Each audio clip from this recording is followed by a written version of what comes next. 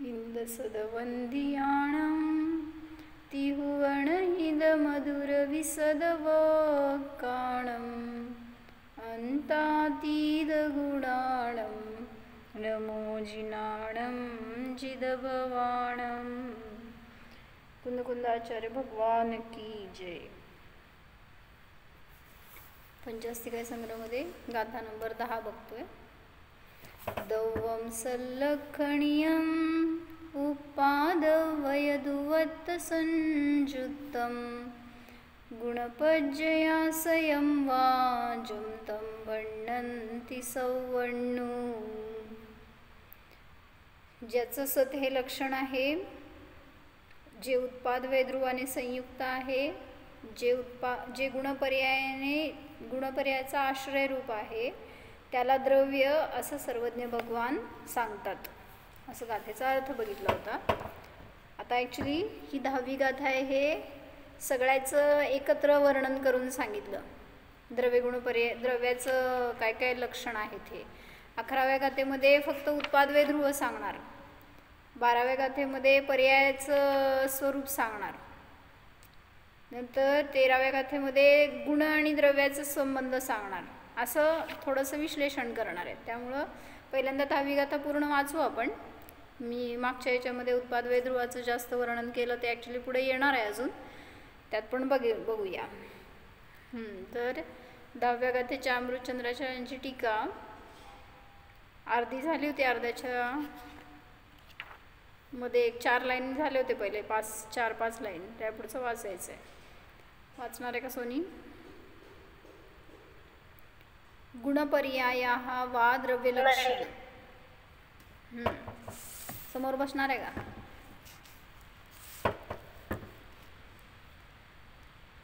काय वाचलो तो लास्ट टाइम आपण, की उत्पाद वे द्रव्य हे द्रव्याचं लक्षण आहे। सामान्य रूपाने ते द्रव्यापासून अभिन्न आहे आणि विशेष रूपाने भिन्न आहे। म्हणजे उत्पाद भिन्न आहे, वे भिन्न आहे आणि ध्रुव किंवा द्रव्य भिन्न आहे। पण तरी सुद्धा युगपद म्हणजे एकाच वेळी उत्पाद आहे, वे आहे आणि ध्रुव आहे। एका गोष्टीचा नसतो, फक्त सापेक्षता असते।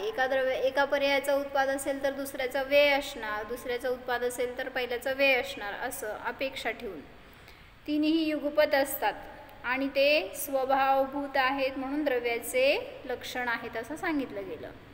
आता पुढचं लक्षण सांगतायत, गुणपर्यायाः वा द्रव्यलक्षणम। गुणपर्याय हे द्रव्याचं लक्षण आहे, गुणपर्यायवान हे द्रव्याचं लक्षण आहे।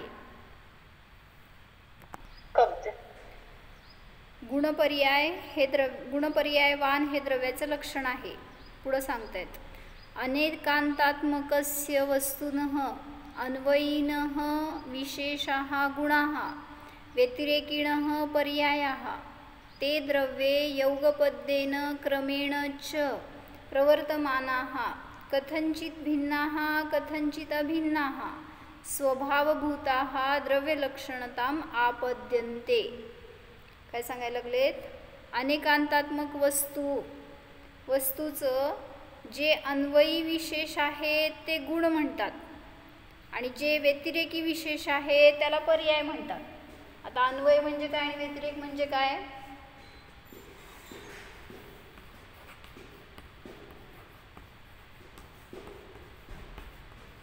अन्वयी विशेष त्याला म्हणलं गुण आणि व्यतिरेकी विशेष त्याला म्हणलं पर्याय।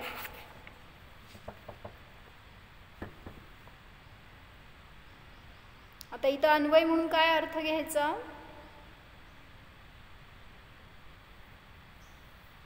जे द्रव्याच्या बरोबर राहतं ते अन्वय रूप म्हणायचं। 5 गाथेमध्ये तळाशी टीप दिलेली आहे म्हणून सांगतायत अन्वय म्हणजे काय आणि व्यतिरेक म्हणजे काय।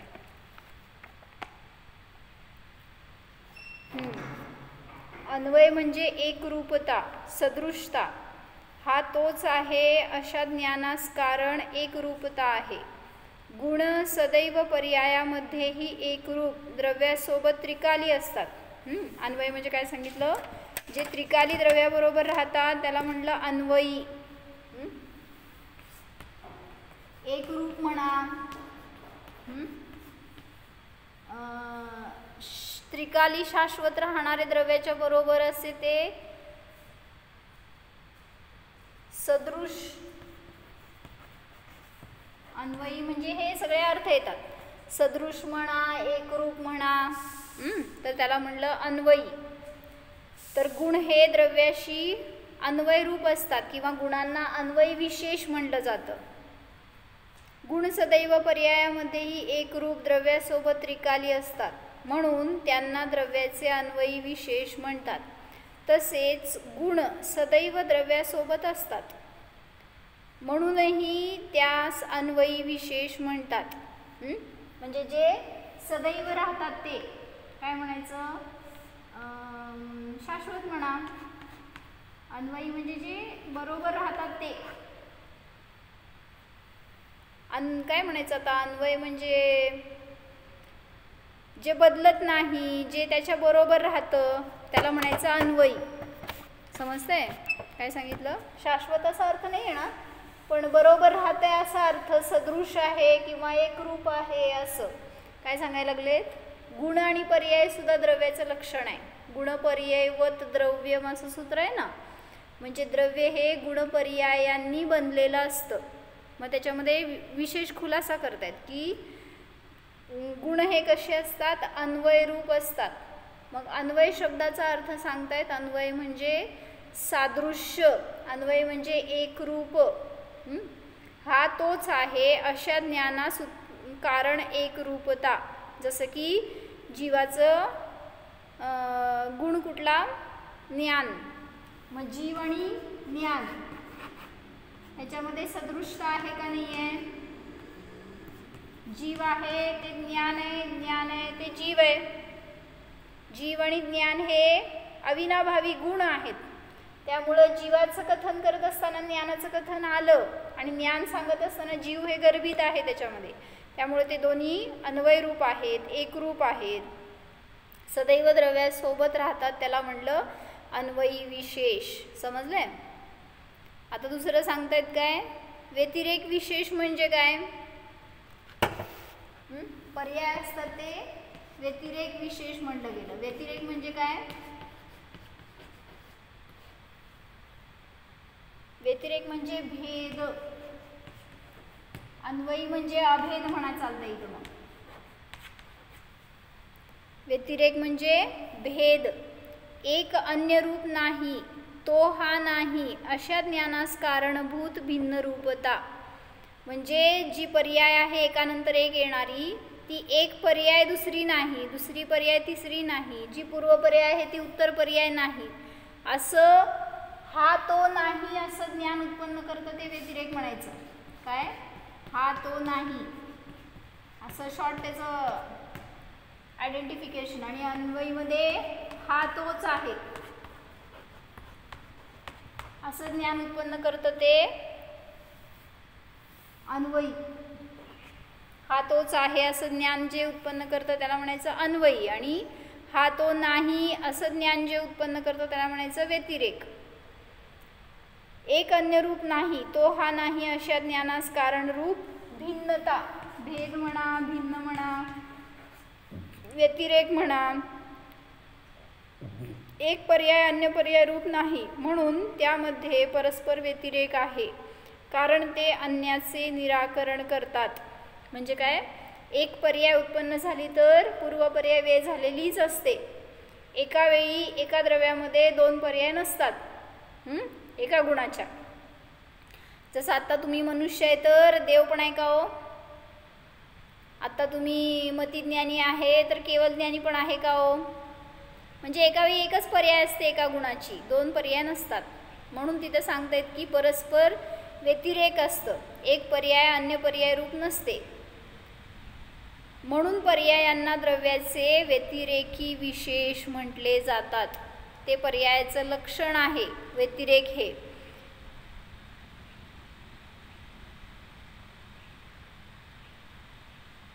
काय समजलं का.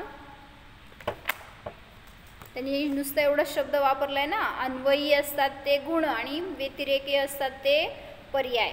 मग त्याचं काय अर्थ आहे हे त्यांनी खुलासा करून सांगितलं आहे. 5 नंबरच्या गाथेमध्ये खाली टीप लिहून सांगितलं तिथं.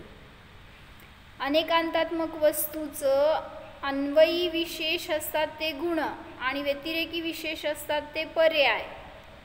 अशा रीतीने द्रव्यामध्ये युगपत आणि क्रमाने प्रवर्तमान, कथंचित भिन्न आणि कथंचित अभिन्न स्वभावभूत जे काय गुणपर्याय आहेत ते द्रव्याच्या लक्षणतेला प्राप्त करतात.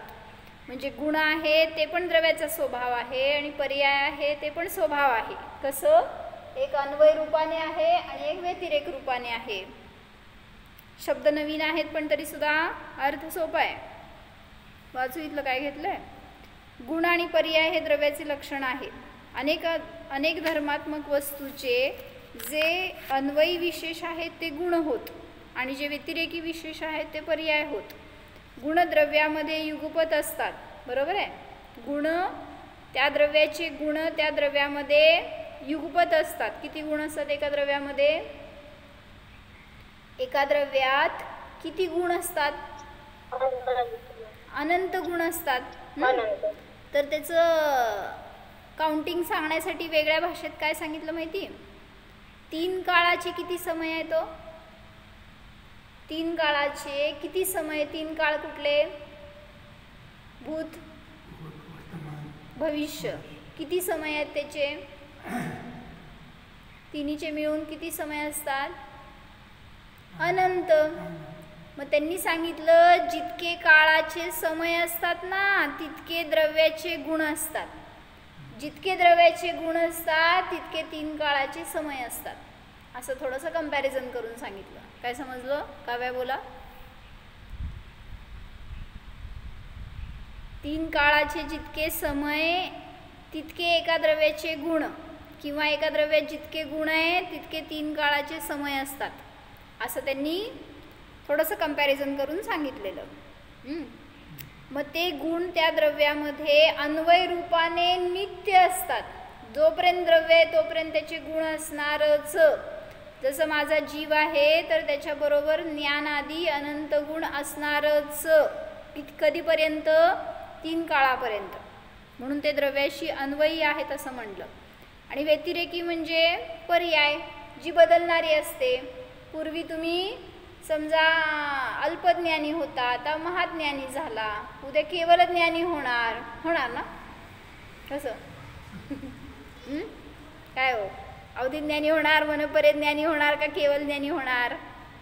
कुठलं ज्ञान पाहिजे? कुठलं ज्ञान पाहिजे नाही. आपल्याजवळ ज्ञान आहे. केवल ज्ञान स्वभाव आहे आपला. त्याला जाणला असताना पर्यायामध्ये त्या ज्ञानाची विशुद्धी वाढली की आपोआप शक्ती पण वाढतेच. त्यामुळे ती पर्याय आहेत, स्वभाव नाही आहे. स्वभावाला लक्ष करा तर पर्यायामध्ये विशुद्धी प्रगट होतेच. गुण द्रव्यामध्ये युगपत असतात आणि पर्याय द्रव्यामध्ये क्रमाने असते. म्हणून सांगतायत काय? एका वेळी द्रव्यामध्ये किती गुण असतात? अनंत गुण असतात. आणि एका वेळी द्रव्यामध्ये किती पर्याय असतात? एका वेळी द्रव्यामध्ये किती पर्याय असतात? किती? एका समयात एका द्रव्याच्या एका गुणाची एक पण अनंत गुणांच्या अनंत पर्याय असणार. हां, तर एका गुणाची एक पर्याय असते आणि अनंत गुणांच्या अनंत पर्याय एका समयात असू शकतात. त्यांना फक्त नाव काय दिलं? गुण असतात ते अन्वयी असतात आणि पर्याय असते ती व्यतिरेकी असते. म्हणून सांगतात म्हणजे काय? अन्वयी म्हणजे जे बरोबर राहतात, द्रव्याच्या बरोबर 3 काळात जे राहतात ते गुण, त्यांना म्हणलं अन्वयी विशेष. आणि पर्याय म्हणजे जे बदलतात. एक आहे तर दुसरी नाही, दुसरी आहे तर तिसरी नाही, असं जेव्हा एकानंतर एक पर्यायांचा क्रम असतो त्यांना म्हटलं व्यतिरेक विशेष. आणि आता मी काय सांगितलं? एका द्रव्यात किती गुण असतात? तर अनंतसाठी त्यांनी वेगळ्या भाषेत सांगितलं. 3 काळाचे जितके समय तितके एका द्रव्याचे गुण आणि एका द्रव्याचे जितके गुण तितके 3 काळाचे समय. अनंतच आहेत पण तरी सुद्धा अशा भाषेमध्ये सांगितलं आहे. पर्याय द्रव्यामध्ये क्रमाने होतात ते गुण आणि पर्याय द्रव्यासह कथंचित भिन्न आणि कथंचित अभिन्न आहेत. पंचस्ती काय घ्या चटयांना लागायचं नाही.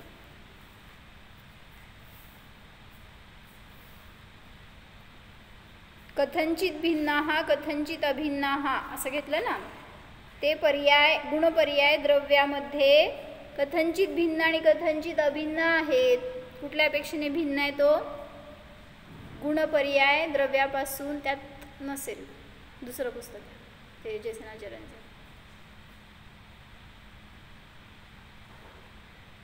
मला दाखवा. ते पण नाही. लक्षण प्रयोजनाच्या अपेक्षा. हां ते काय सांगायले. संज्ञा लक्षण प्रयोजनाच्या अपेक्षेने भिन्नता आहे आणि अभिन्नता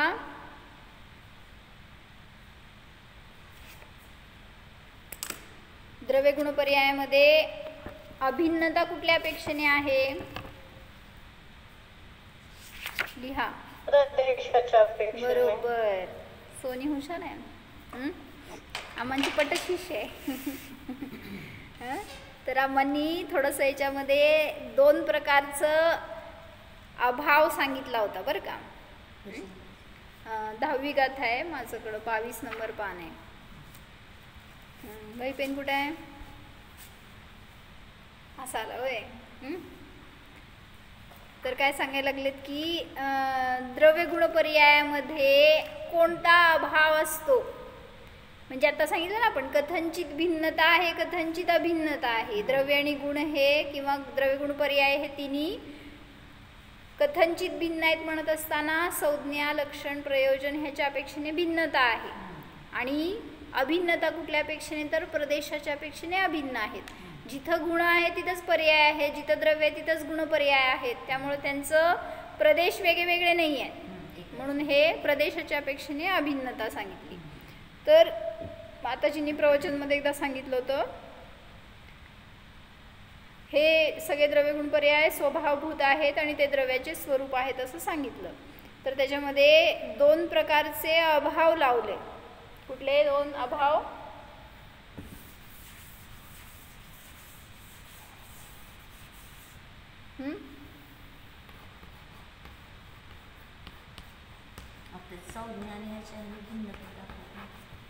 हा ना.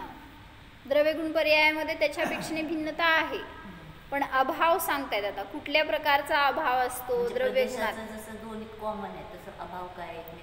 नाही द्रव्यगुण पर्यायामध्ये परस्परात एकमेकात कुठला अभाव असतो.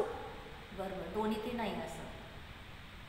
द्रव्याचा गुणामध्ये गुणाचा पर्यायामध्ये एक प्रकारचा अभाव असतो. मग कुठल्या प्रकारचा अभाव असतो तर सांगतायत.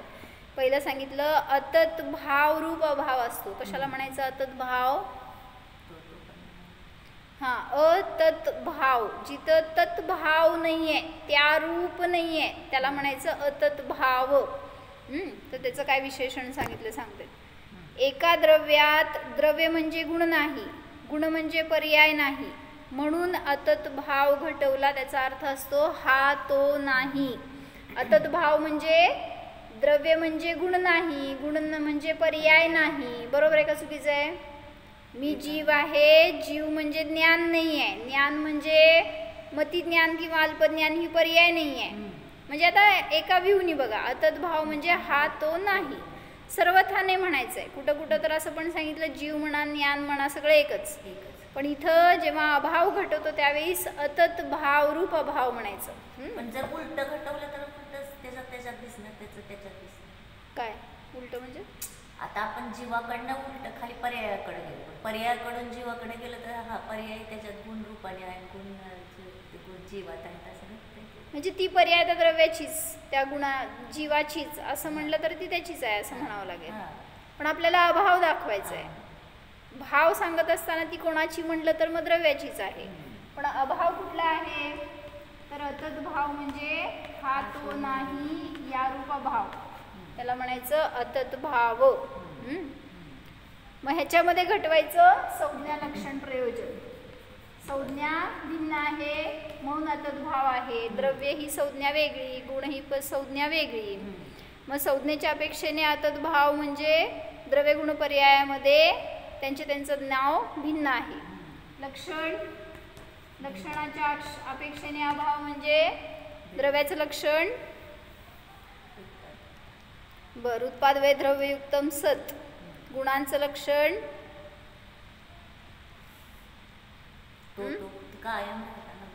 जे द्रव्याच्या सगळ्या भागात आणि सगळ्या अवस्थेत राहतात ते गुण, आणि पर्याय म्हणजे गुणांचं विकार, परिणमन, असं त्यांचं लक्षण भिन्न आहे. त्यामुळे लक्षणाच्या अपेक्षेने सुद्धा अतत भाव आहे. द्रव्य म्हणजे गुण नाही, गुण म्हणजे पर्याय नाही.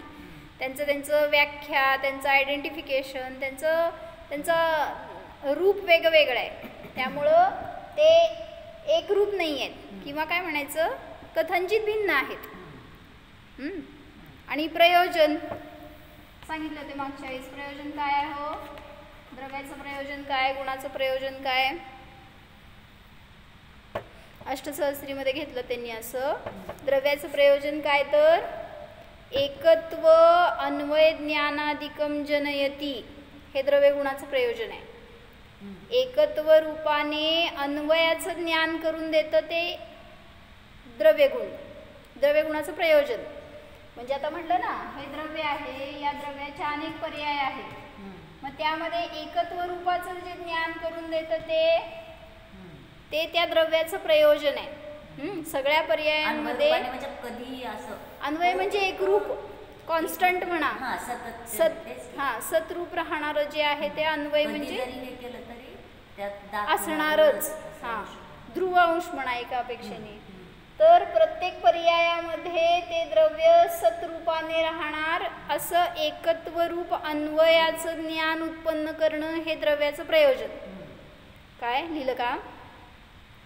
घ्या वही पेन, तिथं आहे वही पेन. असं देतो आमच्याकडे येताना चटई. परवा आमच्या पोरांनी घेतली होती. कुठं आहेत बघा, आता मला माहीत नाही. इकडे खालच्या कप्प्यात असतील, डाव्या साईडला खालच्या कप्प्यात. ब्ल्यू कलरचे आहेत.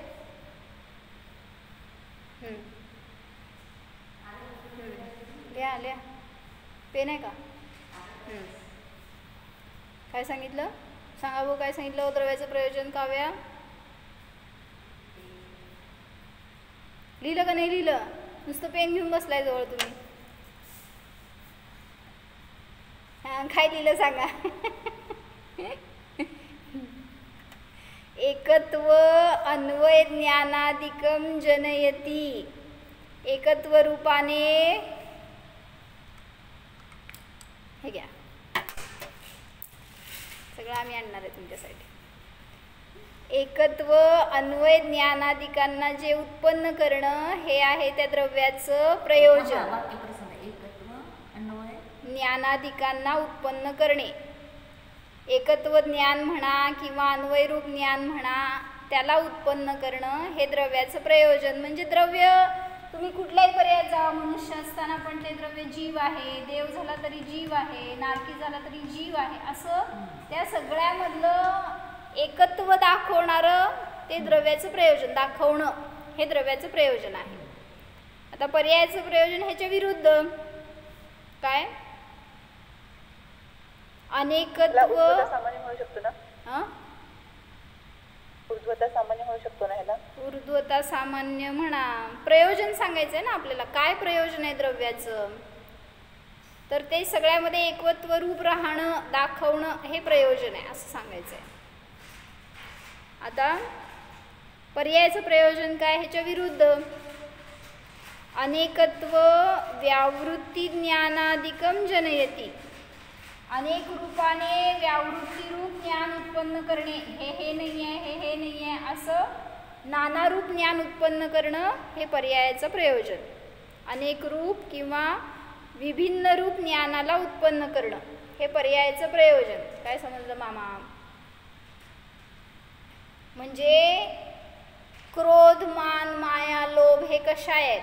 तर ह्या पर्याय आहेत. पण क्रोध म्हणजे मान नाही, मान म्हणजे माया नाही, वेगळं वेगळं आहे सगळं. मग तसं एक पर्याय म्हणजे दुसरी पर्याय नाही. शांत पर्याय आहे आत्ता, उद्या अशांत असणार, तर अशांतचा परत नाश झाला, शांत पर्याय उत्पन्न झाली. मग एक पर्याय वेगळी आहे, दुसरी पर्याय त्यापेक्षा वेगळी आहे. भले ही अनेक पर्याय शांत शांत रूपाने जरी उत्पन्न झाल्या तरी सुद्धा ते भिन्न भिन्नच आहेत. एक पर्याय म्हणजे अन्य पर्याय नसते. असं व्यावृत्ती ज्ञान उत्पन्न करणं हे पर्यायाचं प्रयोजन, आणि अनेक रूप ज्ञान उत्पन्न करणं हे पर्यायाचं प्रयोजन. ह्याला म्हटलं अतत भाव.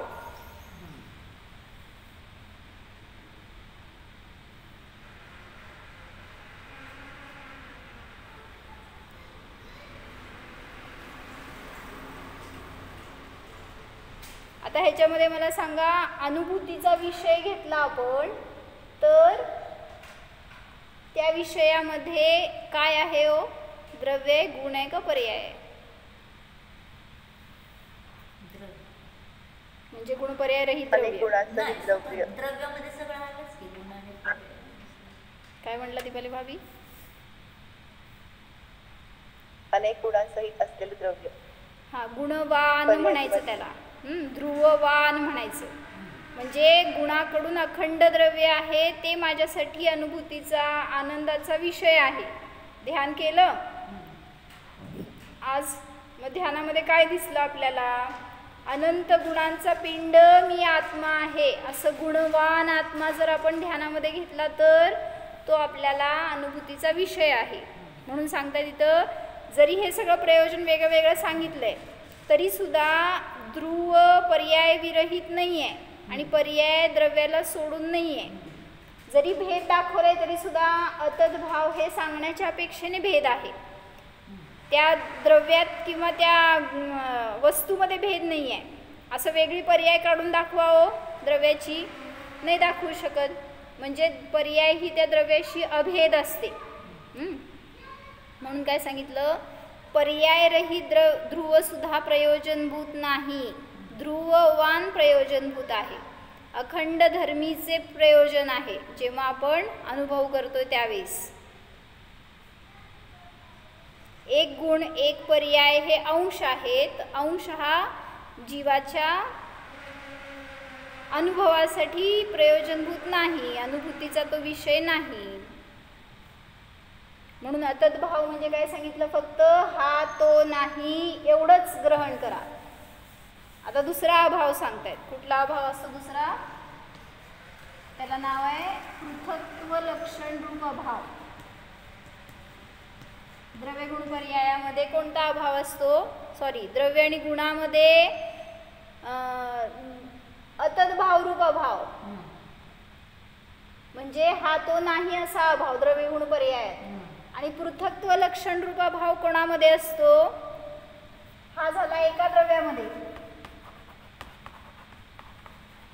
अतत भाव, आणि पृथक्त्व लक्षण दाखवतो त्यावेळेस दोन द्रव्यामध्ये, दोन द्रव्यात असणारा अभाव त्याला म्हणायचं पृथक्त्व लक्षण रूप अभाव. पृथक्त्व म्हणजे काय? जिथं प्रदेश भेद असतो तिथं हा अभाव घटवला जातो. स्थूल दृष्टीने सांगितला जातो कारण त्याच्यामध्ये प्रदेश भेद असतात.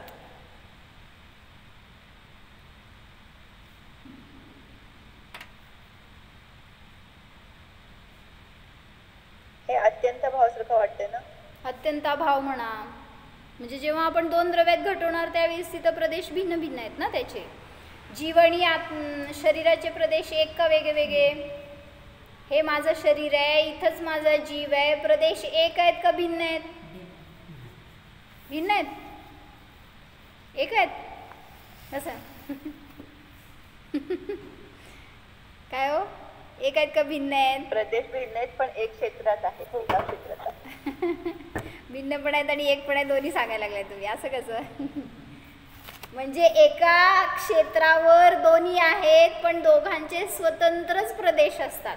भलेही म्हटलं ना सुईच्या टोक्यावर 6 द्रव्य आहेत, मग त्यांचे प्रदेश एक आहेत का वेगळे वेगळे आहेत? दूध आणि पाणी मिसळले, जाऊ देत तुम्हाला 6 द्रव्य दिसत नाहीत म्हटल्यावर लय अवघड आहे. दूध आणि पाणी मिसळलं किंवा जाऊ दे तुमच्या रोजच्या उदाहरणामध्ये काय तुम्ही 2 पिठं मिक्स केली, एका क्षेत्रात आहेत का अनेक क्षेत्रात आहेत?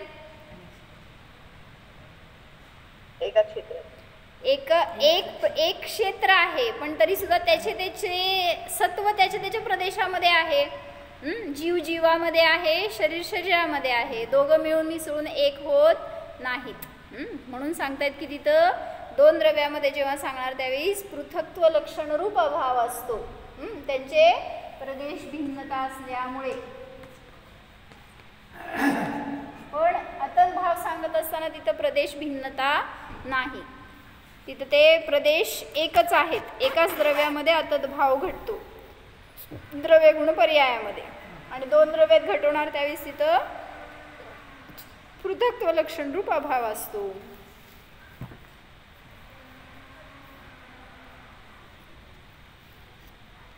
इथं आपण लावलं अतद भाव हे द्रव्य गुण आणि पर्यायात लावलं. तसंच दोन गुणात कुठला अभाव, जरासं सूक्ष्म आहे, तुम्ही आता किती विचार करू शकाल तेवढं. समजलं तर घ्या, नाही तर राहू दे माझ्याजवळ. दोन गुणामध्ये कुठला अभाव,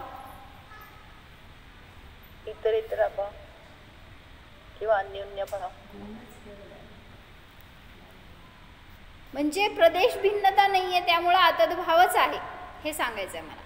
म्हणजे दोन गुण आहेत तर हा तो नाही, हाच अभाव आहे.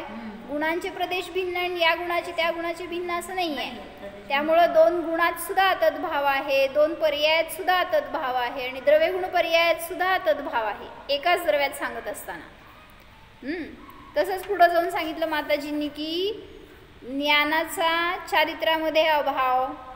तसंच ज्ञानाचे अनेक अविभाग प्रतिच्छेद आहेत. एका अविभाग प्रतिच्छेदाचा दुसऱ्या अविभाग प्रतिच्छेदात अतद्भाव रूप अभाव आहे. म्हणजे किती सूक्ष्मता करू शकतो बघा ना. एका द्रव्यामध्ये द्रव्यगुण पर्यायामध्ये अतद्भाव, त्या द्रव्याच्या दोन गुणांमध्ये अतद्भाव, दोन पर्यायांमध्ये अतद्भाव, त्या पर्यायांच्या अविभाग प्रतिच्छेदांमध्ये एकमेकात अभाव तो अतद्भाव. अजून पुढे जायचं का. दोन पर्यायात सुद्धा अतद्भाव आहे. जसे शुद्धोपयोगात अनुभूती घेतली तेव्हा असंख्यात पर्याय शुद्ध झाल्या. कसं, अनंत गुण आहेत, त्या गुणांची स्वभाव रूपाने अभिव्यक्ती झाली. जे काय शुद्ध रूप प्रगटलं ना, तर जेवढे काय गुण शुद्ध रूपाने प्रगट झाले अनुभूतीच्या पर्यायामध्ये, तर तेवढ्यापेक्षेने ते अनुभूतीच्या समयात असंख्यात पर्याय शुद्ध झाल्या. पण पहिल्यापेक्षा दुसऱ्या पर्यायात विशेष आनंद प्रगटला असं जेव्हा म्हणलो त्यावेळेस ती पहिली पर्याय भिन्न आहे, दुसरी पर्याय भिन्न आहे. कोणता अभाव, अतद्भाव.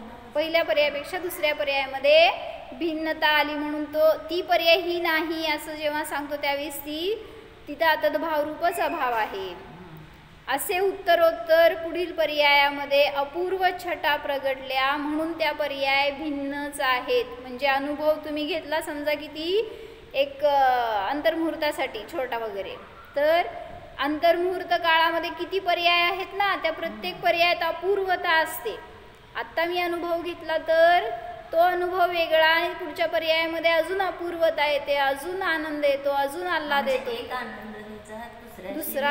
हां, म्हणून त्या पर्याय भिन्न भिन्न आहेत हे सांगायचं. अपूर्व अपूर्व म्हटलं त्याला शब्द न्यायाच्या भाषेमध्ये.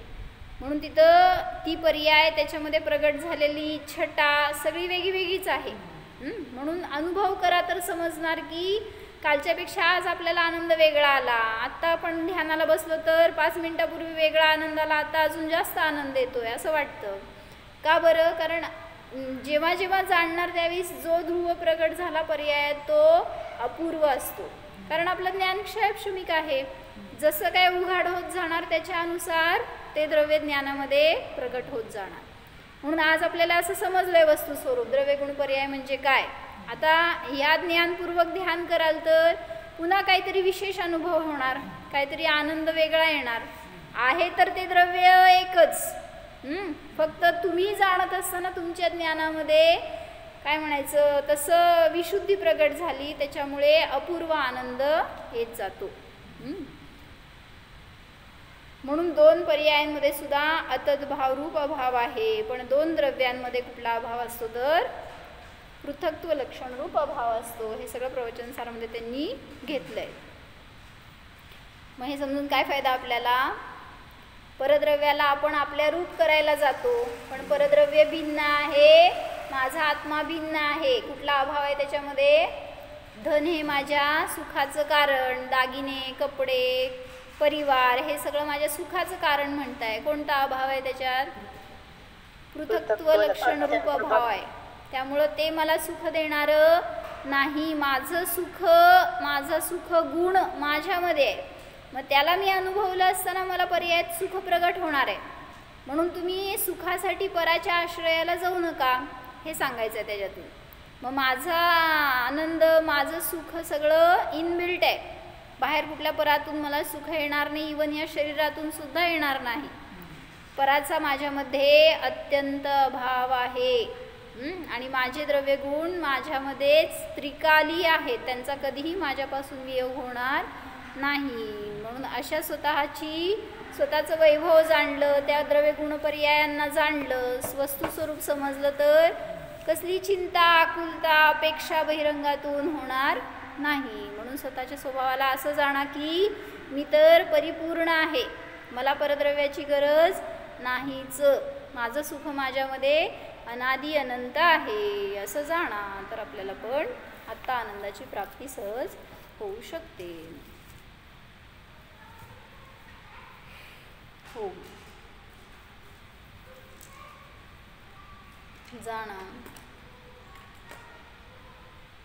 हा मी आनंद स्वभावी शुद्धात्मा आहे.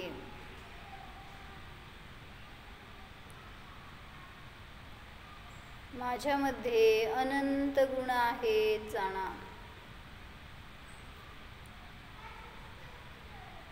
त्यांचा माझ्याशी अविनाभूत संबंध आहे. माझे ज्ञान माझ्यामध्ये अभिन्न रूपाने आहे. मी स्वयं ज्ञानवान आहे, गुणवान आहे. माझ्यामध्ये परद्रव्य नाहीतच. अत्यंत अभावरूप संबंध आहे पराचा. ते माझा स्वभाव नाही, स्वभावामध्ये नाहीत. शरीर म्हणजे मी नाही, शरीर माझे नाहीच.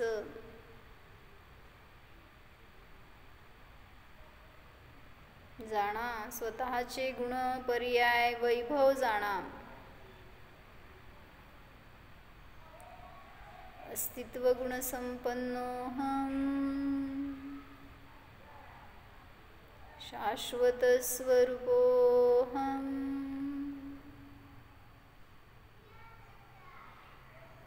जीवोहम.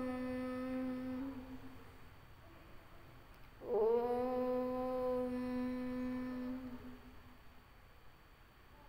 विसर्ज. नमो हरिहंत.